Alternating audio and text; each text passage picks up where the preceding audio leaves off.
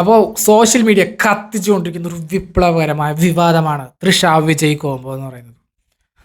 അപ്പോൾ ഈ ഒരു കോംബോയിലുള്ള വിവാദത്തെക്കുറിച്ച് പറയാനാണെങ്കിൽ ഇവരുടെ ഒരു ഹിസ്റ്ററിയിലേക്ക് തന്നെ പോകണം. ഇവരൊരു കരിയർ തുടങ്ങുമ്പോൾ തൊട്ടുള്ള ഒരു പ്രശ്നങ്ങളാണ് ഇവിടം വരെ എത്തി നിൽക്കുന്നത്. ഇത് ഇന്നും ഇന്നലെയും തുടങ്ങിയ കാര്യമൊന്നുമല്ല, വർഷങ്ങൾക്ക് മുമ്പ് തന്നെ ഇത് സ്റ്റാർട്ട് ചെയ്തതാണ്.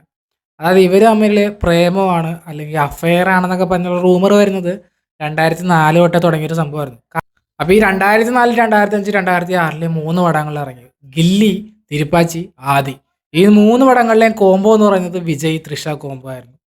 അപ്പോൾ ഇവരിങ്ങനെ ഒരുമിച്ച് പടത്തിൽ അഭിനയിക്കാൻ തുടങ്ങിയപ്പോൾ അതൊരു ഡ്രീം കോംബോയി മാറുകയും അവർ തമ്മിൽ എന്തെങ്കിലുമൊക്കെ ഉണ്ടാകുമെന്ന് സ്വാഭാവികമായിട്ട് ഒരു ന്യൂട്രൽ ഓഡിയൻസ് വിചാരിക്കണ പോലെ എല്ലാവരും വിചാരിച്ചു.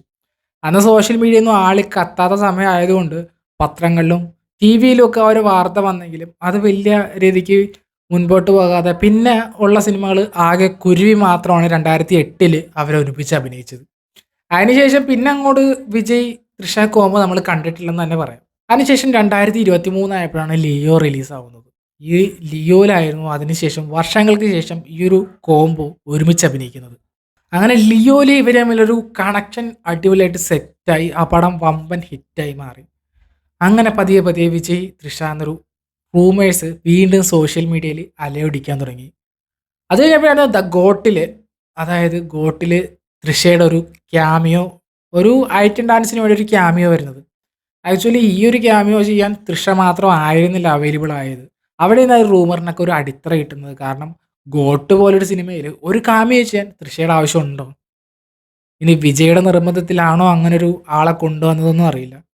നമുക്ക് ഒരുപാട് ഓപ്ഷൻസ് അവൈലബിൾ ആണ് ഐറ്റം ഡാൻസ് ചെയ്യാൻ. തൃഷയെ പോലെ അത്ര എക്സ്പീരിയൻസ്ഡ് ആയിട്ടുള്ള ഒരു ആക്ട്രസിനെ വെച്ച് ഐറ്റം ഡാൻസ് ചെയ്യേണ്ട ഒരു കാര്യമില്ല. പക്ഷേ അതൊരു വിജയുടെ താല്പര്യമാണോ എന്ന് സംശയമില്ലാതെ ഇല്ല. അതൊക്കെയാണ് ആദ്യം തൊട്ട് ഈ ഒരു റൂമർ പുകഞ്ഞു തുടങ്ങാനുള്ള മെയിൻ റീസൺ. അങ്ങനെ സിനിമയൊക്കെ കഴിഞ്ഞു. അപ്പോഴായിരുന്നു കീർത്തിയുടെ ഒരു വിവാഹം വരുന്നത്. കീർത്തിയുടെ വിവാഹത്തിന് വിജയിയും തൃഷയും ക്ഷണിച്ചു. നോർമലി നമ്മൾ വിജയ് ആരുടെയും കല്യാണത്തിന് പരിപാടിക്കൊന്നും നമ്മളങ്ങനെ കണ്ടിട്ടില്ല. പക്ഷേ വിജയ് കീർത്തിയുടെ കല്യാണത്തിന് പോകാൻ തയ്യാറായി. അതും തൃഷയുടെ ഒപ്പം എന്നാണ് എല്ലാവരും പറയുന്നത്. അതിന് തെളിവായിട്ട് ഒരുപാട് കാര്യങ്ങൾ അവിടെ സംഭവിച്ചു. ഒന്നാമത്തെ കാര്യം എന്ന് പറഞ്ഞാൽ അതിൻ്റെ ഇപ്പോൾ ഇവർ പോയൊരു പ്രൈവറ്റ് ജെറ്റിൻ്റെ പാസഞ്ചർ മാനിഫെസ്റ്റ് ലീക്ക് ആയിട്ടുണ്ട്. ആ ലീക്കിൽ ഞാനിപ്പോൾ ഈ ഫോട്ടോ ഇവിടെ വെക്കാം, നിങ്ങളത് കണ്ടു നോക്കുക. അതിൽ കറക്റ്റായിട്ട് വിജയുടെ പേരും തൃഷയുടെ പേരും ഉണ്ട്. അവരൊരുമിച്ചാണ് പോയെന്നുള്ള തെളിവാണ് ഈ ഒരു കാണുന്നത്. അതിനുശേഷം അവർ ഒരുമിച്ചാണ് എയർപോർട്ടിൽ നിന്ന് ഇറങ്ങിയെന്ന് കാണിക്കാൻ വേണ്ടി ഇപ്പോൾ നിങ്ങൾക്ക് ഈ ഫോട്ടോ കാണുന്ന പോലെ 2 പേരെയും കൊണ്ടുവന്നേക്കുന്നത് ഒരേ അംബ്രല്ലയാണ്. അതിന് ഒരേ സമയത്താണോ അല്ലെങ്കിൽ ഒരാൾ പോയിട്ട് അടുത്ത ആൾ പോയതാണോ എന്നറിയില്ല. ഒരേ അംബ്രല്ലയുടെ കീഴിലാണ് 2 പേരും എയർപോർട്ടിൽ നിന്ന് ഇറങ്ങി പോകുന്നത്, ആ കാറിൽ കയറുന്നത്. അത് ഈ ഒരു ഫോട്ടോയെ കൊണ്ട് വ്യക്തമാണ്. ആ ഒരു മാസ്ക് വെച്ചേക്കുന്ന ആൾ വിജയാണെന്നുള്ളതും വ്യക്തമാണ്. പിന്നെ ഇവർ 2 പേരും മാരേജ് അറ്റൻഡ് ചെയ്തുള്ളതിനുള്ള തെളിവ് അവരെ ഇപ്പോൾ ഫാൻ ഗ്രൂപ്പുകളിൽ വഴിയൊക്കെ പ്രചരിക്കുന്നുണ്ട്. കാരണം 2 പേരെ മാരേജ് അറ്റൻഡ് ചെയ്യാനുള്ള ഫോട്ടോസൊക്കെ ഒരുപാട് അധികം പ്രചരിക്കുന്നുണ്ട്. ഇപ്പോൾ ഞാൻ ഇവിടെ വെച്ചിരിക്കുന്ന ഈ ഒരു ഫോട്ടോയിൽ നിങ്ങളുടെ വിജയുടെ ഷൂസ് ഒന്ന് ശ്രദ്ധിക്കുക. ഈ ഒരു ഷൂസ് നിങ്ങൾ വേറെ എവിടെയെങ്കിലും കണ്ടായിട്ട് ഓർക്കുന്നുണ്ടോ? ഞാൻ കാണിച്ചു തരാം. തൃഷ അതായത് എക്സ് വഴി, പഴയ ട്വിറ്റർ വഴി ഒരു സാധനം ഷെയർ ചെയ്തിട്ടുണ്ട്. ആ ഒരു ഷെയർ ചെയ്ത സാധനത്തിൽ തൃഷയുടെ ബാഗിൻ്റെ അകത്ത് വെച്ചിരിക്കുന്ന ഷൂസ്, അത് കാലാണ്. ആ ഷൂസ് നോക്കുക, ആ ഷൂസും ഈ ഷൂസും സെയിം ആണ്. അതായത് ആ വീഡിയോ എടുത്തിരിക്കുന്നത് വിജയ് ആണെന്നുള്ളത് വ്യക്തമാണ്. അപ്പോൾ തൃഷ അതിനിട്ടേക്കുന്ന ഒരു ക്യാപ്ഷൻ എന്ന് വെച്ച് കഴിഞ്ഞാൽ യു ആർ ദ വൺ എന്നൊക്കെ പറഞ്ഞാണ് ഇട്ടേക്കുന്നത്. അപ്പോൾ അതെന്തായാലും വിജയ് എടുത്താണെന്ന് എല്ലാവർക്കും മനസ്സിലായി കാണും. അത് ഓഫ് കോഴ്സ് വിജയ് എടുത്തതാണ്. അപ്പോൾ അവർ തമ്മിൽ എന്തെങ്കിലുമൊക്കെ ഉണ്ടോ എന്ന് ചോദിച്ചു കഴിഞ്ഞാൽ ചിലപ്പോൾ ഫ്രണ്ട്ഷിപ്പിൻ്റെ പേരിൽ എടുത്തതായിരിക്കാം എന്നാണ് എനിക്ക് തോന്നുന്നത്. മേ ബി അങ്ങനെ ആവാം.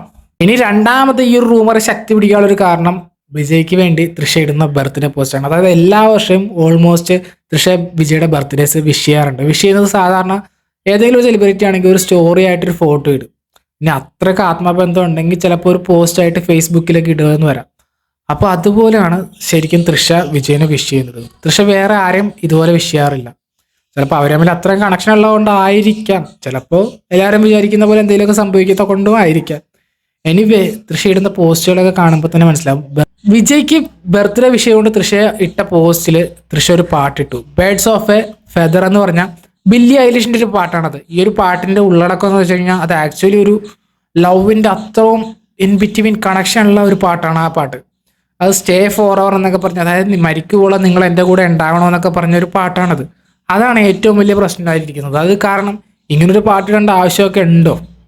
ശരിക്കും പറഞ്ഞാൽ ഒരാളെ വിഷ് ചെയ്യുന്നു, അതിപ്പോൾ അയാളുടെ സിനിമയിൽ തന്നെ ഏതെങ്കിലും സോങ് വെച്ചാലും മതി. പക്ഷെ തൃഷ ഇടാൻ ഉപയോഗിച്ചത് ബേഡ്സ് ഓഫ് എ ഫെദർ എന്ന് പറഞ്ഞൊരു സോങ് ആണ്.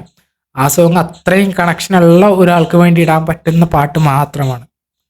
സോ അവിടെയും സംശയങ്ങൾക്കൊരു വഴി തുറന്നു കൊടുക്കുകയാണ് തൃഷ ചെയ്തത്. ഇനി ഈ ഫോട്ടോയെ കാണിച്ചിരിക്കുന്ന വാള് നിങ്ങൾ നോക്കുക, ആ വാളിൻ്റെ ഒരു പാറ്റേൺ നോക്കുക. ഈ ഒരു സെയിം പാറ്റേൺ തന്നെയാണ് ഈ ഫോട്ടോയും കാണുന്ന വിജയുടെ അച്ഛനും അമ്മയുടെയും കൂടെ വിജയ് നിൽക്കുമ്പോൾ ഉള്ളത്. അപ്പോൾ അത് മേ ബി വിജയുടെ വീടാകാം, വിജയുടെ അച്ഛനും അമ്മ അറിഞ്ഞുകൊണ്ടാകാം തൃഷ അവിടെ വന്നതും, മേ ബി അവരുടെ ഫ്രണ്ട്ഷിപ്പിൻ്റെ ഭാഗമായിട്ട് വന്നതുമാകാം. ചിലപ്പോൾ എല്ലാവരും സംശയിക്കുന്ന പോലെ നോർമലായിട്ട് ഇങ്ങനൊരു സംശയം ഉണ്ടാകാനുള്ള സാധ്യതയും ഈ ഒരു ഫോട്ടോയ്ക്കുണ്ട്. അത് പറഞ്ഞു വെക്കുന്നത് മാത്രം. പിന്നെ സോഷ്യൽ മീഡിയ, അതായത് എക്സ് വഴി പ്രചരിക്കുന്ന ഒരു കാര്യം എന്ന് വെച്ച് കഴിഞ്ഞാൽ ജസ്റ്റിസ് ഫോർ സംഗീതം എന്നാണ്. ആ സംഗീതം എന്ന് പറഞ്ഞാൽ വിജയുടെ ഭാര്യയാണ് സംഗീത. 2023 ശേഷം വിജയുടെ ഭാര്യയെ അധികം ഒരിടത്തും ആരും കണ്ടിട്ടില്ലെന്നാണ് പറയുന്നത്. അങ്ങനെ ഡിസപ്പിയർ ആയി ഇനി അവർ ഡൈവോഴ്സ് ചെയ്താണെന്ന് ഒരു പക്ഷം പറയുമ്പോൾ മറ്റൊരു പക്ഷം പറയുന്നത് അവരുടെ മകളുടെ പഠനത്തിന് വേണ്ടി ലണ്ടനിലാണ് സംഗീതം എന്നാണ് വേറൊരു പക്ഷം പറയുന്നത്. അപ്പോൾ ഇതിൻ്റെ സത്യാവസ്ഥ എന്താണെന്ന് അറിയില്ല. എനിവേ എല്ലാം കൂടി കൂട്ടി വായിക്കുമ്പോൾ എവിടേക്കോ എന്തോ തകരാറ് പോലെ തോന്നുന്നുണ്ട്. At the same time may be അത് ബാക്കിയുള്ളവർ പറയുന്ന പോലെ എന്തെങ്കിലുമൊക്കെ ആവാം എന്നും വിചാരിക്കാം. പിന്നെ ഒരു കാര്യമായിട്ട് പറയുന്നത് MGR ജയലളിത കോംബോ പോലെ തൃഷ വിജയ് കോംബോ രാഷ്ട്രീയത്തിലേക്ക് കടക്കാനുള്ള ഒരു പദ്ധതി ആയിരിക്കാം ഇതെന്നാണ്. കാരണം MGRൻ്റെ കൂടെ ജയലളിത ചേർന്നാണ് ജയലളിത രാഷ്ട്രീയ പ്രവേശനം നടത്തുന്നത്. അതുപോലെ വിജയ് രാഷ്ട്രീയത്തിലേക്ക് കടന്നു കഴിയുമ്പോൾ തൃഷയും അങ്ങനെ വരാം എന്നും പലരും പറയുന്നുണ്ട്. ഇതിൽ ഏറ്റവും വലിയ ഫണ്ണായിട്ടുള്ളൊരു കാര്യം എന്ന് വെച്ച് കഴിഞ്ഞാൽ TVK എന്നതിൻ്റെ ഫുൾ ഫോം വരെ തൃഷ വിജയ് കഴകം എന്നാക്കി മാറ്റിയിട്ടുണ്ട്. അതായത് ഹേറ്റേഴ്സ് ആണോ ഫാൻസ് ആണോ എന്നറിയില്ല, തൃഷ വിജയ് കഴകം എന്നാക്കി. അതായത് തമിഴക വെട്രി കഴകം എന്ന വിജയുടെ പാർട്ടിയെ തൃഷ വെട്രി കഴകം അല്ലെങ്കിൽ തൃഷ വിജയ് കഴകം എന്നാക്കി മാറ്റിയിട്ടുണ്ട് സോഷ്യൽ മീഡിയ. അത് എക്സിലാണ് ഏറ്റവും കൂടുതൽ പ്രചരിക്കുന്നത്.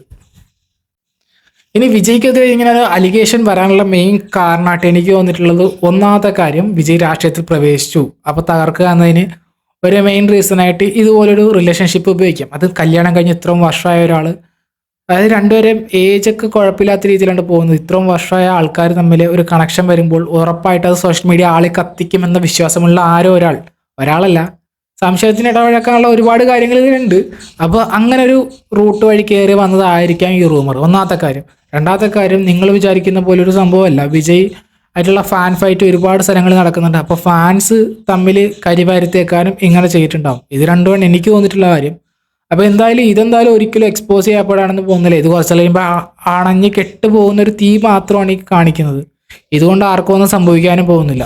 അപ്പോൾ ഇതിൻ്റെ ഒരു നിജസ്ഥിതി വെളിച്ചത്ത് കൊണ്ടുവരാൻ വേണ്ടി മാത്രമാണ് ഇങ്ങനെ ഒരു വീഡിയോ ചെയ്തത്. അപ്പോൾ നിങ്ങൾക്ക് ഈ വീഡിയോ ഇഷ്ടമായി സബ്സ്ക്രൈബ് ചെയ്യുക, ഇഷ്ടമായാലും ഡിസ്ലൈക്ക് ചെയ്യുക, കാരണം എന്താ കമൻറ്റ് ചെയ്യുക. അപ്പോൾ മറ്റൊരു വീഡിയോ ആയിരിക്കും. It's me Mahesh signing out.